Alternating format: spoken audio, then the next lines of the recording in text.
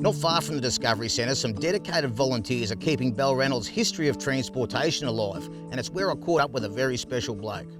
Another of the must-sees while you're in town is the Southern Cross Museum. Now, Colin heads it up. Colin, what have you got at the museum, mate?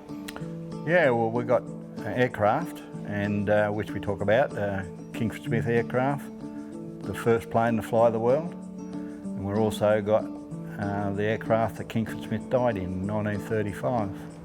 I think the Southern Cross plane itself was the best thing at the museum. The gentleman that showed us around and talked about it was just a mind full of knowledge.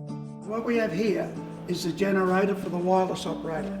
When the plane's flying, that'll spin and it sends a current back to the wireless operator, keeps his battery going.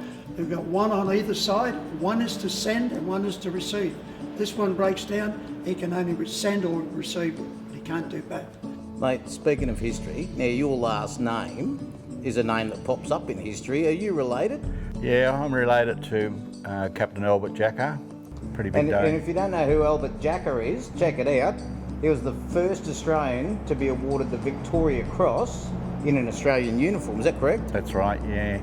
There was 10 VCs awarded in the First World War at Gallipoli, and when he died, one of the other chaps had already passed on, and he had 8 pallbearers, and the whole 8 of those pallbearers were VC winners. So it's pretty, you might say exciting, but it wouldn't be exciting being buried, would it? Mate, I wouldn't have caused any trouble at that funeral with all that bravery hanging around. You wouldn't have stood a chance. No, not with the 21 gun salute and so forth. Transportation was vital to this area, linking the communities and industry. The museum houses everything from motor vehicles to this amazing piece of history.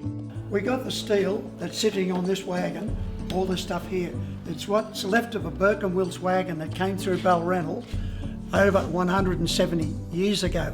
But this one wagon, because of this stuff here, that's got square sides on it, that's the one that they used to swim across the river, tie a rope to a tree, and this used to float all the gear for their wagons. All the timber is Australian hardwood. It was sent to the sawmills, shaped, cut, drilled, and then all sent to Pentridge Jail, and the convicts assembled all the wagons at Pentridge Jail.